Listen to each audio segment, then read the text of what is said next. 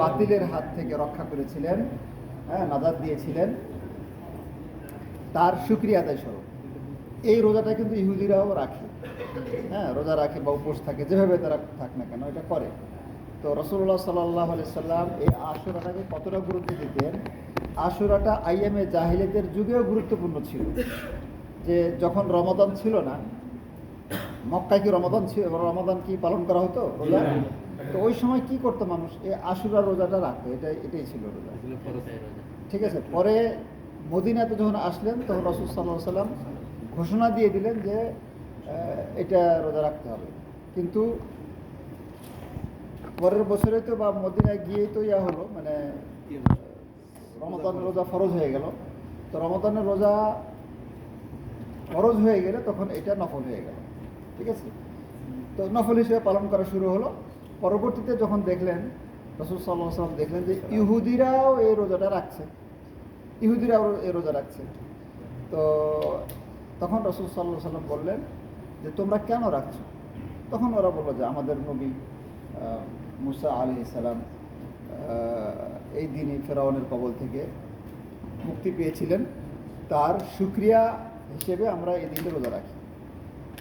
তখন রাসূল সাল্লাল্লাহু আলাইহি ওয়াসাল্লাম বললেন যে নাহনু আহাক্কু বিমূসা, মানে মুসা আলাইহিস সালামকে তো তোমরা আসলে মানো না, নাম কাওয়াস্তে দাবি করো, কিন্তু মানি তো আমরা।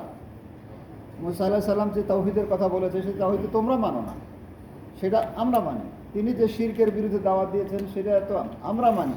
তিনি যে আল্লাহকে মানতে বলেছেন তোমরা তো আল্লাহকে মানো না, মানি তো আমরা।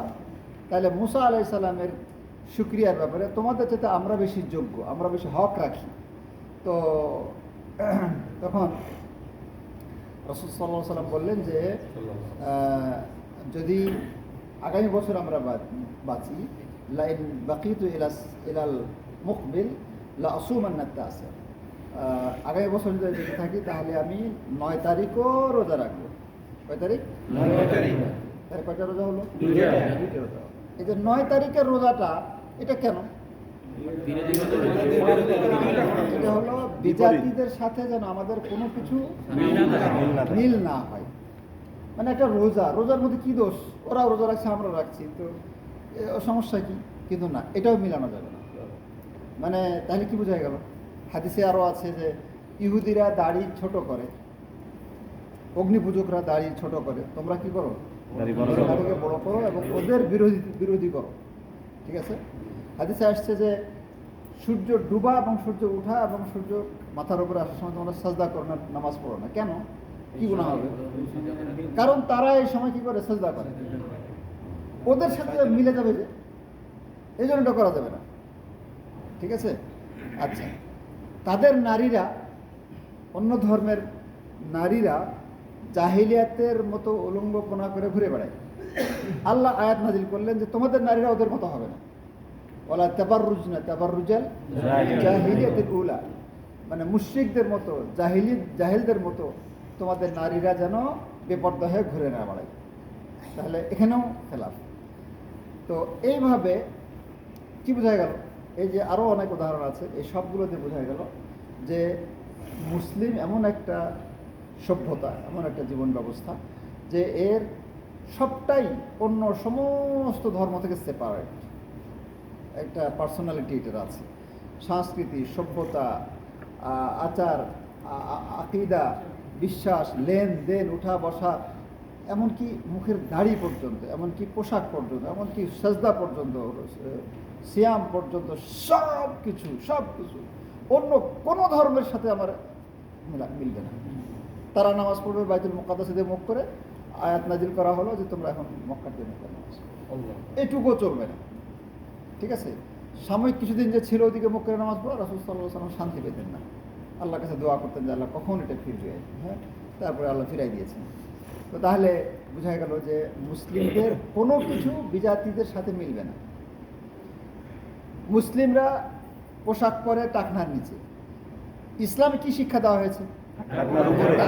যদি টাকনার নিচে কাপড় পরে তাহলে আল্লাহ সুবহানাহু ওয়া তাআলা তার দিকে তাকাবেন না, তার সাথে কথা বলবেন না, তার গুনাহ মাফ করবেন না। ঠিক না? এবং তার ওই টাকনার নিচে কাপড়টা যাওয়ার কারণে এই লোকটা জাহান্নামে যাবে। সহিহ বুখারীর হাদিস। লোকটা কিন্তু জুমার নামাজও পড়ে, তাহাজ্জুদের নামাজও পড়ে বা অন্যান্য আমলও করে, কিন্তু কি করে? টাকনার নিচে কাপড় পরে, জুব্বা পরছে, নিজে হয়তো বানায় নাই, কেউ একটা হাদিয়া দিছে, এটা সে পড়ছে একদম জমিন পর্যন্ত। বাস জাহান্নামে তাকে যেতে হবে, জাহান্নামের আগুনে তাকে পুড়তে হবে, কয়লা হতে হবে। জাহান্নামের আগুনে তার শরীর, রক্ত, মাংস, হাড্ডি পুড়ে একাকার হবে। কেন? সে রাসূল সাল্লাল্লাহু আলাইহি ওয়াসাল্লামের আদর্শটা মানতে পারেনি। ঠিক আছে? তো খালি একটা মানবো আর একটা মানবো না। আফাতু'মিনুনা বিবা'দিল কিতাব ওয়া তাকফুরুনা বিবা'দ, তোমরা কিছু মানবে, কিছু অবিশ্বাস করবে, অস্বীকার করবে।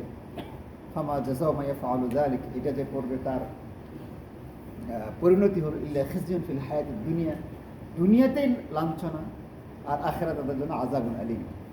আল্লাহ সুবহানাহু ওয়া তাআলা বলছেন। তাহলে মুসলিম একটা, ইসলাম একটা মানে এত পূর্ণাঙ্গ সমৃদ্ধ একটা জীবন ব্যবস্থা যে অন্য কোনো ধর্ম, কোনো সংস্কৃতি, কোনো কালচারের সাথে একাকার হওয়ার কোনো সুযোগ নেই, কোনো সুযোগ নেই। আপনার ইহুদিদের মতো খাওয়া দাওয়া হবে না। ইহুদিরা কী করে? খ্রিস্টানরা নামাতে পারে, কিন্তু আমাদের মধ্যেও যারা ইহুদি, খ্রিস্টান, কাফেরদের মতো, তারাও কিন্তু ওদের মতো। ঠিক আছে? তারা পয়লা বৈশাখ পালন করবে, তারা 31st নাইট পালন করবে, আমরা করতে পারবো? আমাদের এই যে গতকালকের নতুন বছরের প্রথম দিন গেল, নববর্ষ গেল, কই আমরা উদযাপন করেছি? এদেশে উদযাপন করা হয়েছে? কেন করা হয়নি? অথচ অন্যান্য কিছু করা হয়। এটা তো শরীয়তে নাই, শরীয়তে নাই। গুনাহের কাজ অনেক করে মানুষ, সেটা গুনাহ হিসেবেই করে, ওরা গুনাহ করে, কিন্তু শরীয়ত হিসেবে করে না। কিন্তু এই যে নববর্ষ, এটা ইসলামে নাই, এই জন্য আমরা করতে পারি না। তো যাই হোক ভাইরা আমার, জীবনের সব ক্ষেত্রে আপনাকে তন্ন তন্ন করে একটা একটা করে মিলাতে হবে যে আমার কোনো একটা আবার কাফেরদের সাথে মিলে যাচ্ছে না তো, কোনো একটা আবার অন্য ধর্মের লোকের সাথে মিলে যাচ্ছে না তো। আপনার সংস্কৃতি, আপনার সভ্যতা, আপনার দল, আপনার সংগঠন, আপনার নেতৃত্ব, কর্তৃত্ব ইত্যাদি ইত্যাদি যদি কাফেররা যেমন হারাম কামাই করে, আমিও যে হারাম কামাই করছি, ওরা হারাম খরচ করে, আমিও হারাম খরচ করছি, ওদের ফলো করছি, তো তাহলে তো ওদের মতো হয়ে গেলাম। মনে রাখবেন, আবু দাউদের হাদিস, সহিহ হাদিস, রাসূলুল্লাহ সাল্লাল্লাহু আলাইহি ওয়াসাল্লাম বলছে যে মান তাশাব্বাহা বিকওমিন ফাহুয়া মিনহুম। আমল, আখলাক, আকীদা, লেনদেন ইত্যাদি ক্ষেত্রে যে ধর্মের লোকের সাথে মিলবে, যে ধর্মের লোকের সাথে মিলবে, হাসর হবে ওই ধর্মের লোকের সাথে, ওই ধর্মের লোকের সাথে হাসর হবে, ওই ধর্মের লোকের সাথে তার হাসর হবে। হাসর হওয়া মানে কি? ওই ধর্মের লোকেরা যেমন জাহান্নামে যাবে, এই লোকটাও জাহান্নামে যাবে, অথচ এটা উম্মতে মুহাম্মাদী, অথচ এটা নামাজি, অথচ এটা পরহেজগার, কিন্তু তার ওই যে অন্যের সাথে মিল রেখেছিল। এই জন্য সাবধান, এই মিলটাকে যাতে করে মানে ইহুদিদের সাথে মিল যেন না হয়ে যায়, এই জন্য রাসূল সাল্লাল্লাহু আলাইহি ওয়াসাল্লাম বলেন রোজা আরেকটা বাড়ায় দাও, রোজা বাড়ায় দাও আরেকটা, তাও ওদের সাথে মেলানো যাবে না। ওরা রোজা রাখে একটা 10 তারিখ, আমরা 2টা রাখবো। যদি আমি আগের বছর বেঁচে থাকি তাহলে 9 তারিখও রোজা রাখবো, কিন্তু 10 তারিখ তো বটেই, কিন্তু পরের বছর তিনি আর বেঁচে ছিলেন না, কিন্তু কথাটা তো আছে। এই কথাটার কারণে এখন, এবং এই যে আদর্শটা প্রতিষ্ঠিত হয়েছে যে বিধর্মীদের খেলাফ চলবে মুসলিমরা, তাদের সুন্নাহ ভিত্তিক তারা জীবন গড়বে, তাদের রাসূলের সাথে মিলবে সব কিছু, বিদাতীদের সাথে মিলবে না। যার জন্য রোজা চেঞ্জ করে দেওয়া, মানে করে দেওয়া হলো, বাড়িয়ে দেওয়া হলো। এখন 9-10, এখন কেউ যদি 9 তারিখ রাখতে না পারে কি করবে? 10-11 রাখবে।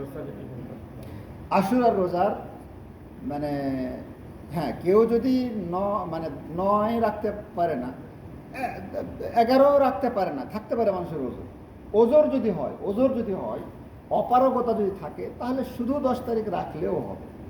এটা হলো লাস্ট পর্যায়ে আর কি, মানে মিনিমাম, একদম ন্যূনতম, এর নিচে তো আর কিছু নাই। তাহলে 9 এবং 11 না রেখে শুধু 10 তারিখ রাখা যাবে কাদের জন্য? যাদের ওজোর আছে। নানান কারণে ওজোর থাকতে পারে মানুষের, তো উপায় নাই, ইচ্ছা আছে বেচারার, কিন্তু সম্ভব না। তো তাহলে তার জন্য 10 তারিখ যদি রাখে, আল্লাহ তাকে কবুল করবে। কিন্তু সুযোগ থাকলে সুযোগ আছে কিন্তু না আমি রাখবো না, আমি শুধু 10 তারিখে রাখবো না, তাহলে ইহুদির সাথে মিলে যাবে, রোজা রেখেও গুনাহগার হবে, রোজা রেখেও গুনাহগার হবে। আচ্ছা, তারপরে তাহলে তাহলে উত্তম হলো 9, অথবা 10, 11। আর কেউ যদি 9, 10, 11 রাখে তাহলে আরো উত্তম। কথা বোঝা গেছে? আরো উত্তম। সুতরাং আশুরার রোজা এভাবে আমরা, আশুর রোজা যে বড় দিন, শুকনা দিন, কষ্ট পরিশ্রম, তো তাহলে আপনি যদি কষ্ট করতে না পারেন তাহলে রোজা রাখবেন কী হবে? রোজাও রাখবেন, কষ্টও করবেন না, তাহলে কি হবে? কেমন হবে? তো কষ্ট করেই রাখতে হবে। রোজা যদি রাখতে চায় তাহলে কষ্ট করে রাখতে হবে, আরামে রোজা রাখা যাবে না। এই কষ্ট করেই রোজাগুলো আমাদের পালন করতে হবে। আর এছাড়া যেটা প্রথম হাদিসটাতে বললাম যে মুহররম মাসের রোজা ফরজ নামাজ রোজার চাই পরেই স্থান, ঠিক না? তাহলে এই মাসের কথা যদি বলা হয়েছে, এই মাসের আরও বেশি রোজা রাখা যেতে পারে। যেমন সোম বৃহস্পতিবার তো আছেই, সারা বছরই রাখা যায়, হ্যাঁ। আর এছাড়াও যদি কেউ 2টা, 5টা, 7টা, 10টা, 12টা, 14টা, 15টা বা ইত্যাদি সারা মাসই তো রোজা রাখে, অনুমতি আছে, অনুমতি আছে। এটা আমাদেরকে চেষ্টা করতে হবে। আমরা গত বছর যে জায়গায় ছিলাম আমাদের ইবাদত বন্দেগীর, আমরা একটু আগাবো, আমরা ওখান থেকে একটু সরবো আর কি, একটু সামনের দিকে আগাবো। রাসূল সাল্লাল্লাহু আলাইহি ওয়াসাল্লাম বলে যে আগামী বছর আমি বেঁচে থাকি তাহলে 9 তারিখও রাখবো, মানে একটু আগে যান না, 9, 10, শুধু একটা থেকে এখন 2টা হলো।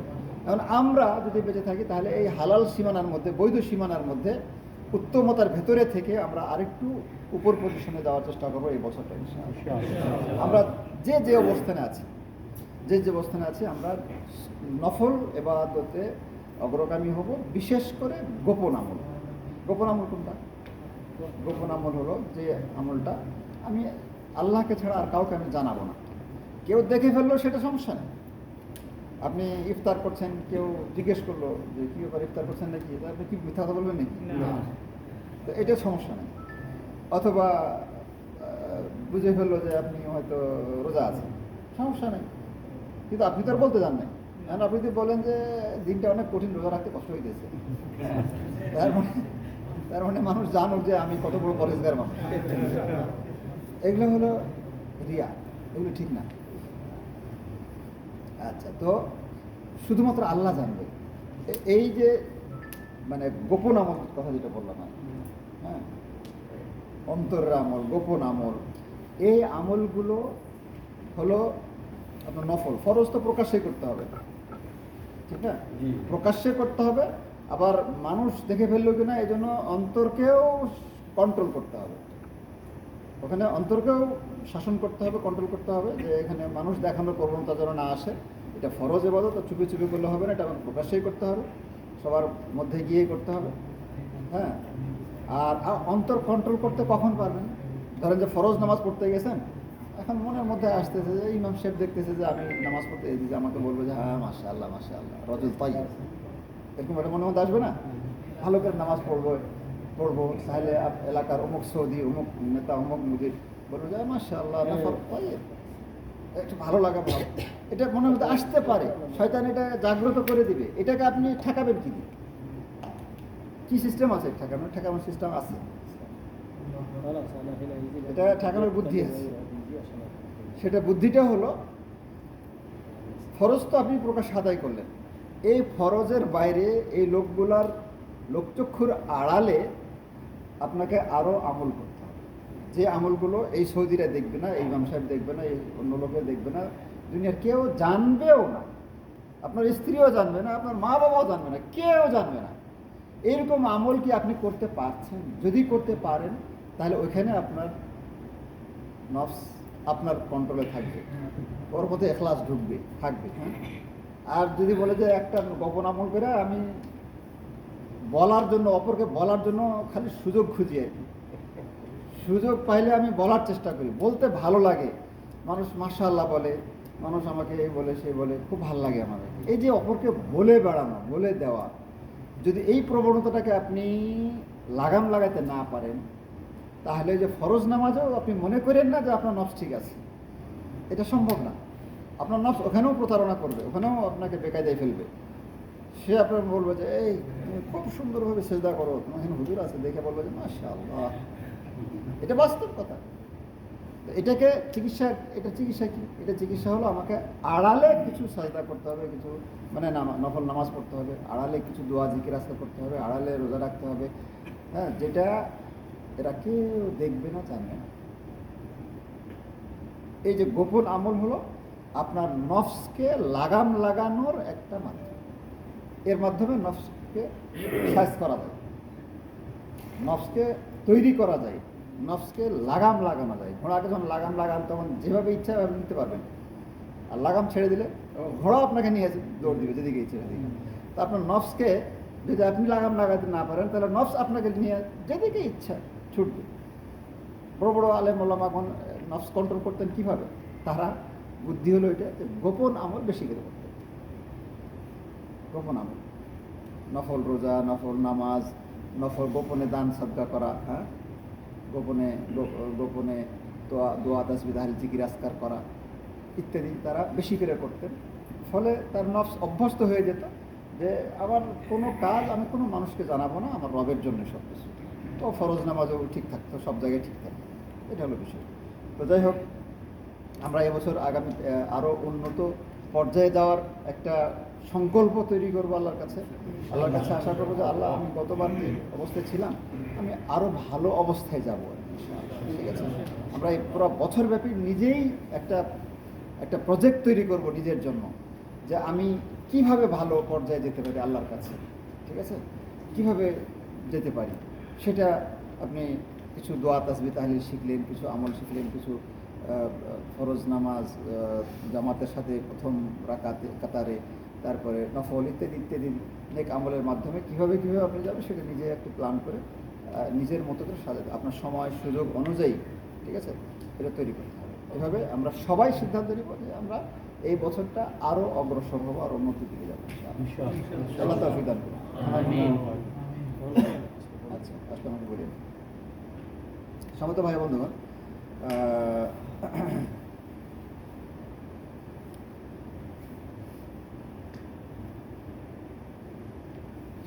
আপনাদেরকে যে সিলেবাসগুলো পড়ানো হবে তার মধ্যে আমি প্রথমটা আকীদার উপরে একটু আলোচনা রাখছি। এখানে যেটা আছে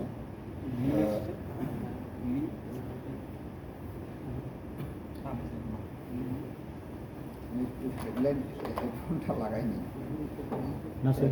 আমার এটাতে ভয়েস আসবে ভালো। স্ট্যান্ড কই তারটা কই গোসল করে নিয়ে বাইরে অর্থ কি এবং এটার গুরুত্ব কত? সহি আকীদার ভাই, আকীদা মানে কি কে বলতে পারবে? তানভীর, আকীদা মানে কি? দৃঢ় বিশ্বাস। ভাই আপনি আকীদা মানে কি? এদিকে রাকিব, রফিক, সবার উত্তর ভুল। আকীদা অর্থ হলো গিট, গিরা, শক্ত করে বাঁধা, শক্ত করে বাঁধা, বন্ধন। আকীদা মানে কি? বাঁধা, বন্ধন, গিট, গিরা। ঠিক আছে, এটা এখানে আছে যে আল আকিদাতু হিয়া ফিল লুগা মিনাল আকদি ওয়া হুয়া আর-রাবতু ওয়াল ইহকামু ওয়াশ-শাদ্দু বিকুওয়া। মানে আর-রাবত মানে কি? ওরমত বলে না, মানে কি? বাঁধো, তার মানে বাঁধা। আকীদা মানে কি? ইহকাম মানে টাইট করা। আচ্ছা, অসাদ, সাদ মানে শক্ত করে বাঁধা। ওই শুদ্ধ এটা বলে না আরব, হ্যাঁ শুদ্ধ বলে। তারপরে বিকুয়া, এরা বলে গুয়া মানে কি? শক্তি দিয়ে। তাহলে কি দাঁড়ালো? যে আকীদা শব্দের অর্থ শক্ত করে বাঁধা, টাইট করে বাঁধা, মজবুত করে বাঁধা, তাই না? এটাকে বলে গিট গিরা। গিট গিরা কি ঢিল দিলে হয়? টাইট করে বাঁধতে হয়। তাহলে আকীদা শব্দের অর্থ কি?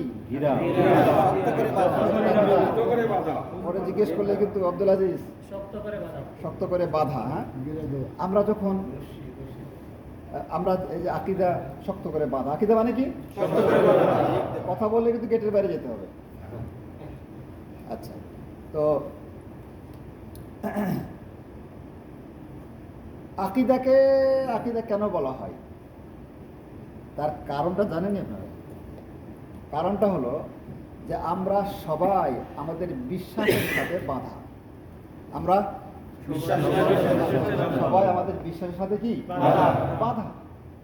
সবাই, হিন্দু, খ্রিস্টান, বৌদ্ধ, মুসলিম, তারা সবাই সবাই সবাই আমাদের খানা দানা, চাল চলন, বিয়ে শাদী, ওঠা বসা, পয়সা খরচ করা, কামাই রুজি রোজগার করা, ইবাদত বন্দেগী, যা কিছু সব আমাদের বিশ্বাসের সাথে বাঁধা আছে।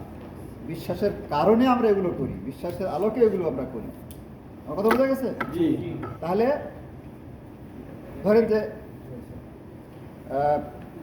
একটা আপনাকে যদি বলা হয় যে আপনাকে 1 লাখ টাকা দেওয়া হবে, সরস্বতী দেবী মূর্তি কালীর সামনে আপনি একটা পাঠা বলে দিবেন, দিয়ে দিবেন না?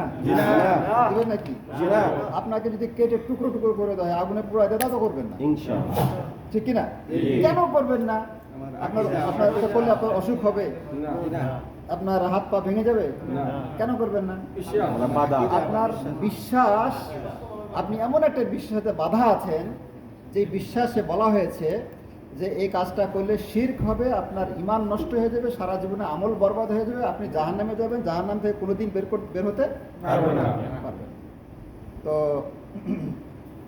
তাহলে ওই যে বিশ্বাসটা, এই বিশ্বাসের সাথে আপনি এমন গভীরভাবে বাধা আছেন, ঠিক আছে, ওই বিশ্বাসও নষ্ট হয় না, আর আপনি কোনোদিন এই কাজটা করবেনও না। কথা বলে গেছে? আমরা আবার 5-7 লাখ টাকা খরচ করে এসে বাইতুল্লাহ তোয়াফ করি, সাই করি, দৌড়াই, এটা করি, সেটা করি, কঙ্কর মারি। কেন? এখানে কি জন্য আমরা করি? এটা করলে কি ব্যবসায় লাভ হবে? আমাদের বিশ্বাস আমাদেরকে এখানে নিয়ে আসে। বিশ্বাসটা কি? যে আমরা যেটা করি তার ইসলামের একটা রুকন আমার দ্বারা আদায় হবে, আমার রব আমাকে একটা পুরস্কার দিবে, সেটার নাম হলো জান্নাত। আমি জান্নাত পাওয়ার জন্য আমি এই পয়সা খরচ করতে আমি দ্বিধাবোধ করি না। আমার কথা বুঝছেন? তাহলে হিন্দুরা আবার ওইটা করে কেন? তাদের বিশ্বাস ওটা। খ্রিস্টানরা অন্যটা করে কেন? তাদের ওটা বিশ্বাস। তাহলে আকীদা মানে কি? আকীদা মানে গিট গিরা, শক্ত করে বাঁধা, টাইট করে বাঁধা, ঠিক কি না? তো আকীদা কেন বলা হয়? কারণ হলো মানুষ, আমরা সবাই বিশ্বাসের সাথে বাঁধা। আপনি এই পোশাক কেন পরেন? আপনার বিশ্বাস যে এটা ইসলামী পোশাক, হ্যাঁ, ওই পোশাকটা কেন পরেন না? ওইটা ইসলাম অ্যালাউ করে না। আপনার বিশ্বাসের আলোকে এটা করলে আপনি ক্ষতিগ্রস্ত হবেন। যারা টাকা নিচে কাপড় পরে তাদের আকীদার মধ্যে পচন আছে, যার কারণে তারা এটা পরে। যাদের আকীদার টাইট, আকীদা যাদের ফ্রেশ, তারা পয়সা দিলেও ওরা টাকা নিচে কাপড় পরবে না। দামি 6,000 টাকা দিয়ে প্যান্ট কিনে নিয়ে এসে কেচে দিয়ে কেটে ফেলবে ওরা, কোনো কথা নেই, মায়া করবে না। কারণ ওর পরকাল হারাবে নাকি সামান্য একটু ইয়ার জন্য? এটা হলো আকীদা। আকীদা ঠিক, তার পোশাক ঠিক, আকীদা ঠিক, তার চোখ ঠিক, আকীদা ঠিক, তার কান ঠিক, আকীদা ঠিক, তার মোবাইল ঠিক, আকীদা ঠিক, তার কামাই রোজগার, পয়সা, আত্মীয় স্বজন সব নাই, সব ঠিক। আকীদা পচা, এর সব পচা, এর সব কিছু এলোমেলো। কালকে এক লোকের সাথে দেখা, বয়স আমার মতো, ধরেন যে 50-55 এরকম হবে। বলছে, গর্ব করে বলছে যে আমি না কোরআন পড়তে জানি না। কোরআন পড়তে জানি না মানে? বলছে আমি কোরআন পড়তে জানি না। আমরা জীবনও বলবেন না, আর কোথাও বলবেন না, বলা যায় না। বলছে যেটা জানি না, আর জানি না মানে আবার কেন বলতেছেন? চুপ করেন। আপনার কান্না করা উচিত, আপনার লজ্জিত হওয়া উচিত, অনুতপ্ত হওয়া উচিত, আপনার খানা পিনা বন্ধ করে দেওয়া উচিত, আপনার ঘুম বন্ধ করে দেওয়া উচিত। যে আমি যতক্ষণ কোরআন না শিখি ততক্ষণ আমি ঘুমাই কোন লজ্জায়, কোন বিবেকে? কে আপনাকে অধিকার দিল ঘুমাতে? ঘুমাতে আসছেন দুনিয়াতে, না কোরআন পড়তে আসছেন, দিন শিখতে আসছেন, দিনের আমল করতে আসছেন? আপনি কোন বিবেকে হাসতে হাসতে হ্যাঁ হাসতে বলছে কোরআন পড়তে জানি না? বেওকুফ। শক্ত করে বলছি আর কি, লোকটা বুঝতে পারছে। একটা আমি বললাম যে একটা মুসলিমের মুখ দিয়ে এটা কি করে আসে? আল্লাহ 50 বছরটা জীবন দিয়েছেন তোমাকে, 50-60টা বছর জীবন দিয়েছেন, তোমার মুখ দিয়ে এটা কি করে আসে? আমি কোরআনটা পড়তে জানি না। এটা কি করে সম্ভব? তোমার মুখ দিয়ে বের হয় কি করে? তোমার আকীদা কোথায়? তোমার বিশ্বাস কোথায়? তোমার আল্লাহর প্রতি ভয়, ভালোবাসা কোথায় গেল? আকীদা যদি কারো নষ্ট হয়, 90 বছর কোরআন পড়া শিখতে পারবে না। আর আকীদা যদি ঠিক হয়, ও 10,000 রিয়াল খরচ করে কোরআন পড়া শিখবে। নিজের পকেটের পয়সা খরচ করে কোরআন শিখবে। ঠিক। আমরা পরিচালিত হই আকীদার আলোকে, আমরা সব কিছু পরিচালিত হই আকীদার আলোকে। আকীদার সাথে আমরা বাধা আছি। একটা গরু ছাগল যখন রশির সাথে বাধা থাকে, রশিতে বাধা থাকে, ওই রশি যেদিক ধরে টানবে না গরু যেতে বাধ্য। কোরআন এবং হাদিস আমাদের আকীদার এক প্রান্তে আমরা বাধা, আর এক প্রান্তে কোরআন হাদিস। কোরআন এবং হাদিসের সাথে আমাদের আকীদা বাধা আছে।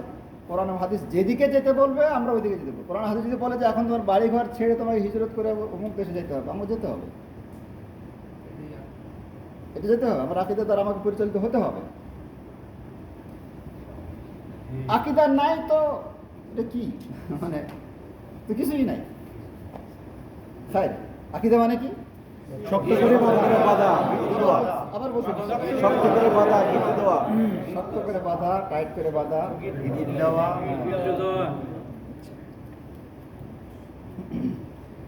আচ্ছা, বাঁধার বিপরীত কি? যাদের আকীদা নেই তারা ছুট্টা, কোরআন সুন্নাহ থেকে কি কুলাতা। তাহলে ওদের আমল আখলাক কেমন হবে এখন বলুন? ছাড়া গরু ছাড়া ছাগল যাওয়া হয়, এদের অবস্থা তাই। এ বলছে যে আল আকদু নাকিদুল হাল। হাল মানে কি? খোলা, হ্যাঁ, উন্মুক্ত হওয়া। তো এটার বিপরীত আকদ হলো এটার বিপরীত। ইউকালু আকাদা ইয়াকিদু আকদান ওয়া মিনহু উকদাতাল ইয়ামিন ওয়ান নিকাহ। দেখেন, আকীদা মানে বন্ধন বললাম না? জি বন্ধন রশি দেওয়া হয়, সুতা দেওয়া হয়, আবার সুতা রশি ছাড়াও বন্ধন হয়। জি কেমন? ভালোবাসা, হ্যাঁ? ভালোবাসার বন্ধন, আল্লাহর বিয়ের বন্ধন, বিয়ের বন্ধন হয়তো। তারপরে চুক্তির বন্ধন। জি যুদ্ধ বিগ্রহের ক্ষেত্রে চুক্তি হয় না, জি, জি। ব্যবসায়ের ক্ষেত্রে চুক্তি হয় না? জি চুক্তিটা এক প্রকার বন্ধন, ঠিক কি না? জি চুক্তিটা অনেক সময় টাইট চুক্তি হয়, অনেক সময় ঢিলা চুক্তি হয়, বন্ধন হয় না? জি তারপরে এই যে বিবাহ, এটাও একটা কি বন্ধন, বন্ধন, এটাও একটা বন্ধন। সবসময় যে সুতা দিয়ে বন্ধন হবে তা না, তো সুতা ছাড়াও বন্ধন হতে পারে। তো মোট কথা আকীদা মানে শক্ত করে বাঁধা। আল্লাহ তাআলা বলছেন সূরা মায়েদার 89 নম্বর আয়াতে, লা ইউআখিযুকুমুল্লাহু বিল্লাগহি ফি আইমানিকুম ওয়ালাকিন ইউআখিযুকুম বিমা আক্কাদতুমুল আইমান। আল্লাহ সুবহানাহু ওয়া তাআলা তোমাদের অহেতুক ক্রিয়া কসমগুলো ধরবেন না। ফালতু ক্রিয়া কসমগুলো আল্লাহ সুবহানাহু ওয়া তাআলা কি করবেন না? ধরবেন না। তবে যেই কসমগুলোকে তোমরা শক্ত করে বেঁধেছো, আক্কাতুম, তার মানে বিশ্বাসের সাথে তোমরা যেই কসমগুলো করেছো, আল্লাহ এগুলো ছাড়বেন না, এগুলো ধরবেন না। ঠিক আছে? সৌদিরা কথায় কথা আল্লাহ আল্লাহ আল্লাহর কসম, আল্লাহর কসম, আল্লাহ, আসলে ওর কসম করা উদ্দেশ্য না, এটা ওর অভ্যাস। আল্লাহ এটা ধরবেন না, এটার জন্য গুনাহ দিবেন না আল্লাহ সুবহানাহু ওয়া তাআলা। ঠিক আছে? আচ্ছা, তো আর যেটা এরকম মানে বিচারকের সামনে আদালতে দাঁড়িয়ে বলবে যে আমি আল্লাহর নামে কসম করে বলছি, তো এটাও কি অভ্যাস? এইটা হলো আক্কাতুমুল আইমান, মানে বন্ধনের সাথে, বিশ্বাসের সাথে, দৃঢ়তার সাথে সে এই কসমটা করছে। ঠিক আছে? এটা ধরবে। এটা যদি ভুল করে থাকে, মিথ্যা করে থাকে, তাহলে কবিরা গুনাহ হবে। কথা বোঝা গেছে? তাহলে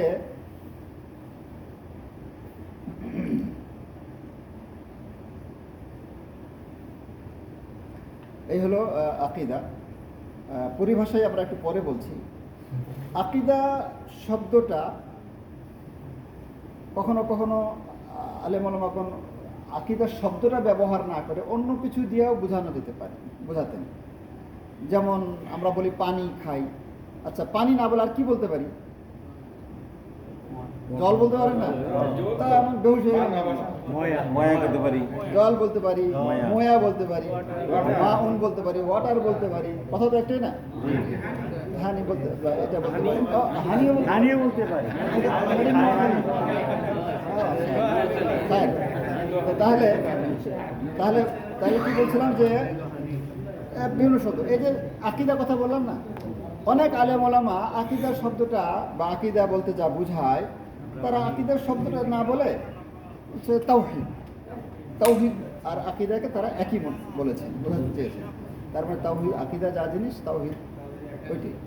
কেউ কেউ বলেছেন যে সুন্নাহ, কেউ কেউ বলেছেন যে উসুলুদ্দিন, উসুলুদ্দিন মানে দিনের মূলনীতি, মূলনীতি। দিনের মূলনীতি। কেউ কেউ বলেছেন আল ফিকহুল আকবর, এটা কে বলেছেন?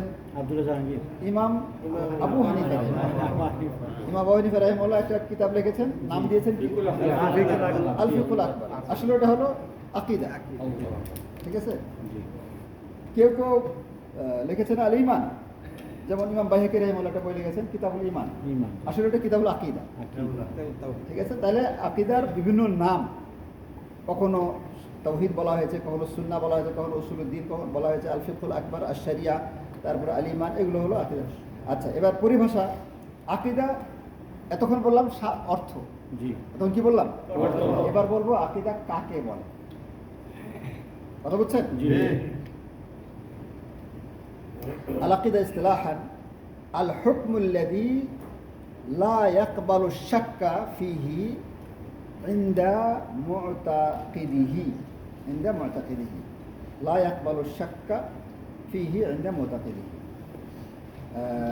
মানে এমন একটা বিশ্বাস, আকীদা বলা হয় এমন একটা বিশ্বাসকে যাতে কোনো সন্দেহ থাকে না, তাকে আকীদা বলে।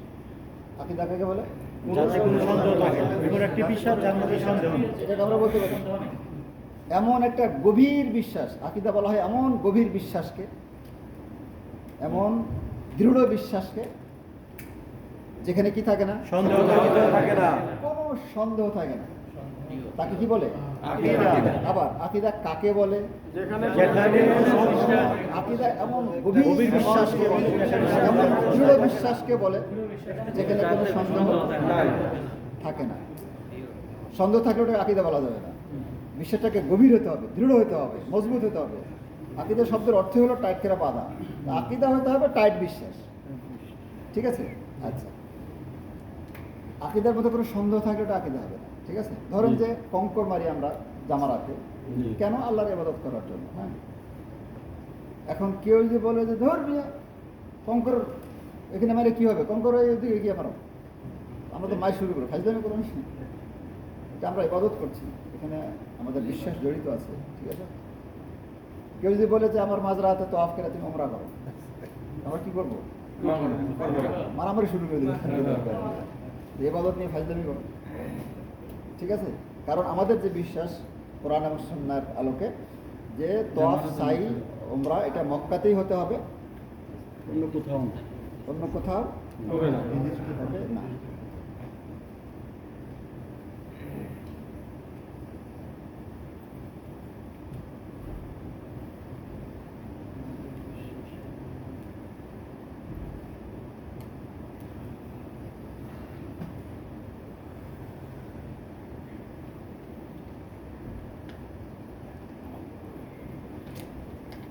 আচ্ছা, কি বলছিলাম?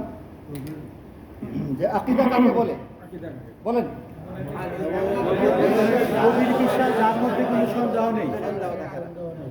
আপনি বলেন।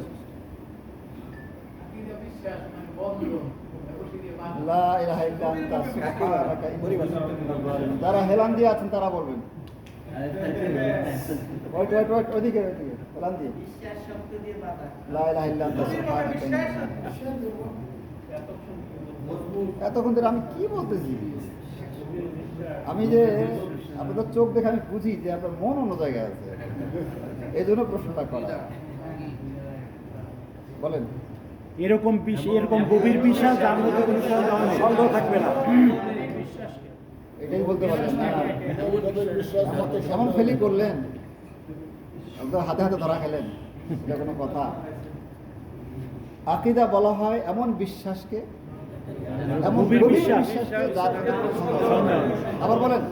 আকীদা বলা হয় এমন গভীর বিশ্বাসকে যার মধ্যে কোনো সন্দেহ থাকবে না।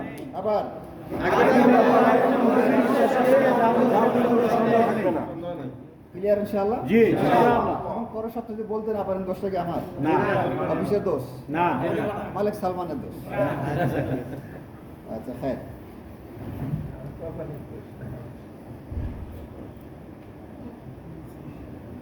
এখানে আরেকটা আছে যে আররাফা বা'দুহুম বিকৌলিহি, কেউ কেউ এটা বলেছেন যে আল উমুরু সাবিতাতুল জাযিমাতু আল্লাতী ইয়ানাকিদু আলাইহা কলবুল ইনসানি ওয়া লা ইউশাক্কু ফিহা, একই কথা। অর্থাৎ এমন সুসাব্যস্ত প্রতিষ্ঠিত কিছু জিনিসকে আকীদা বলা হয় যেগুলোর উপরে অন্তর মানে বসে যায়, হ্যাঁ, অন্তরে যেগুলো প্রতিষ্ঠিত হয়ে যায় এবং সেখানে কোনো সন্দেহ থাকে না, সেখানে কোনো সন্দেহ থাকে না। তো কথা একটাই, আকীদা বলা হয় এমন গভীর বিশ্বাসকে। সন্দেহ থাকবে না। আর যদি বলি আকীদা অর্থ কি, তখন কি বলবো? শক্ত করে বাঁধা, বন্ধন, ইট, হীরা ইত্যাদি। ক্লিয়ার ইনশাআল্লাহ? আকীদা কয় প্রকার? 3 প্রকার। 2 প্রকার, সহিহ আকীদা, বাতিল আকীদা। বলেন আকীদা কয় প্রকার?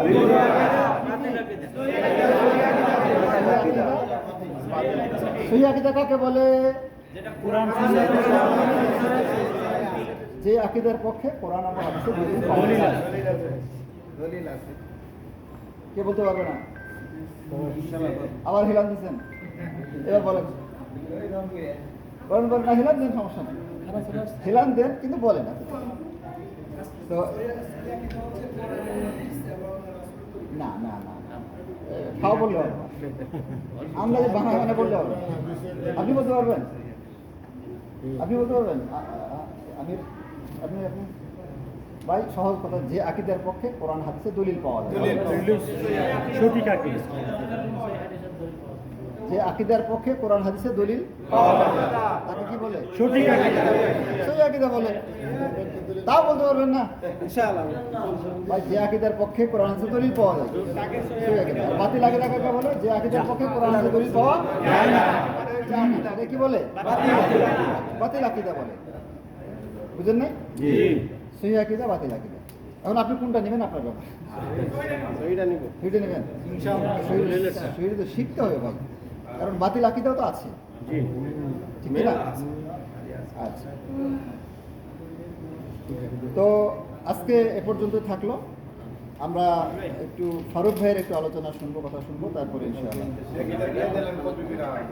হ্যাঁ, ইনশাআল্লাহ। বুঝা? আসসালামু আলাইকুম ওয়া রাহমাতুল্লাহি ওয়া কোনটা?